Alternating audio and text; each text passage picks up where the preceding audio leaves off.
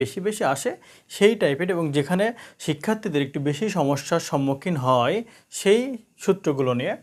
এবং এই অধ্যায়ের যে বাকি সূত্র আছে আমরা বাকি সূত্রগুলো পার্ট 2-তে আলোচনা করব, এবং পার্ট 3, 4 এবং পার্ট 5-এ যে অর্থাৎ লেকচার 3, 4, 5-এ আমরা যেটি দেব সেটা হলো বিভিন্ন বোর্ড কোশ্চেনের আমরা সূত্রের প্রয়োগ দেখাবো। সেখানে সবচেয়ে সমস্যা তোমাদের যেটি হয় সেটা হলো পিভি, এফভি দেওয়া আছে কোনটা এবং কোনটা নির্ণয় করতে বলে, এটা বুঝতে পারো না আমরা, সেখানে বোর্ড কোশ্চেন সলিউশনের মাধ্যমে সেটি অবশ্যই সূত্র প্রয়োগ কীভাবে করতে হয় সেটি দেখাবো ইনশাল্লাহ। তবে সবগুলো ক্লাস করতে আমাদের অবশ্যই সাথে থাকবেন। এখন দেখো আমরা সহজ যেটি সেটা হলো এই অধ্যায়ের নাম হলো টাইম ভ্যালু অফ মানি, মানে অর্থের সময় মূল্য। অর্থের সময় মূল্য নির্ণয়, কিছু অর্থের সময় মূল্য তোমাকে বর্তমানে নির্ণয় করতে হবে, কিছু অর্থের সময় মূল্য ভবিষ্যতে নির্ণয় করতে হবে। আবার এখানে কিস্তি যে ইনস্টলমেন্ট বা অ্যানুইটির যে ব্যাপার সেখানে এটাও এইখানটাতে আছে।